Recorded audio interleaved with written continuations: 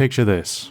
You're waiting, eagerly staring at the screen as the kickoff countdown begins. You on the left, and your teammate on the right. The score is 0-1. You've gone the whole game without scoring and desperately need to tie the game up. Suddenly, the countdown ends. You drive forward, holding your controller tight to try to focus on the ball. You look over to your right, only to see, hey, what's my teammate doing? He's also gone for the kickoff. You both hit the ball. One of you goes flying into the air, and now the other is left with no boost. Your opponents drive past you and place the ball into an embarrassingly open net, and you lose the game.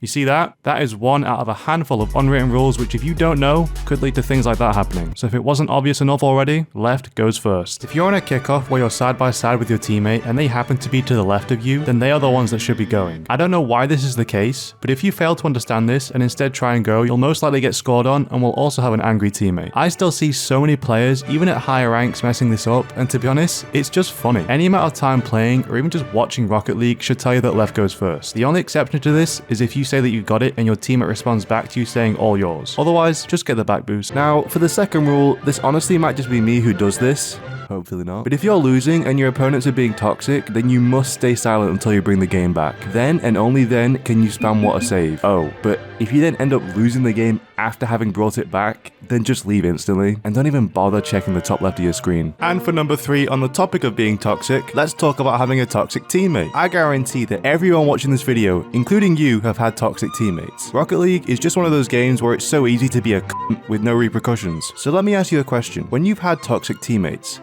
have you then gone on to win those games? No.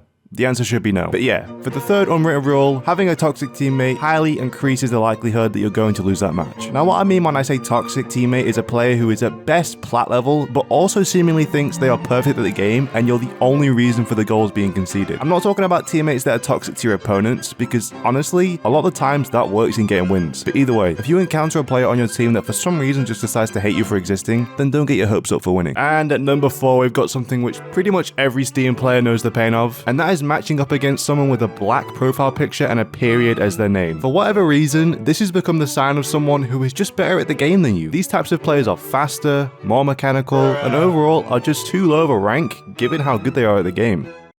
In reality, the people that have profiles with this think they're faster, more mechanical, and overall better, but are actually just goofy to see. You really think this unoriginal name and picture makes you look cool? I'd be more scared coming up against a silver because at least they're actually unpredictable and can sometimes hit insane shots. But yeah, so this fourth unwritten rule is, it's actually, I don't think there's actually a rule to be said here. I just kind of don't like these types of players. So, yeah, moving on. And finally, at number 5, this is something which can be hidden in plain sight. It's something which will strike fear into anyone who comes near it. Something which no one can prepare for.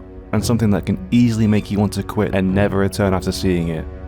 And that is a plat freestyler. Yep, I stand by what I said. These are the scariest types of players. Like, forget Zen. These motherfuckers could destroy anyone in a freestyle battle. Somehow, being at the platinum rank makes it so that if you try to hit a cool shot, you actually can. Unlike the rest of us where going for a basic air dribble is a challenge. But yeah, so the unwritten rule for number 5 is just that if you see a plat player who claims they can freestyle, just take their word for it. Now, obviously, I'm over-exaggerating here. Just a little bit. But the reality is, plat players are one way or the other with most things. By that I mean, they'll either hit a crazy triple flip reset turtle to backboard pancake musty flick, or miss an open net. And so you never really know what you'll be seeing if you come up against one. Overall, Rocket League has a lot of unwritten rules which often aren't spoken about. And even though most of these are just my personal take, hopefully some of what you heard today can help you navigate through this very unique and strange game. Also, some of you might have seen already on my channel that I set up a join button. Now, all I'm going to say for this is that if you like my content and would like to support me, then this is the best way to do so. I don't make any money off of YouTube, and although that's not a big deal, I do put a lot of time into my videos and I've done so for now over a year. And so if it's something which you would like to do, you can check out the perks by clicking on the join button on my channel page. But yeah, so that's going to be it for this video. If you enjoyed, then please drop a like, as I'd really appreciate it. And if you're new, then consider subscribing, as we're on the road to 3,000 subs. But yeah, other than that, thank you for watching, and I will see you in the next video.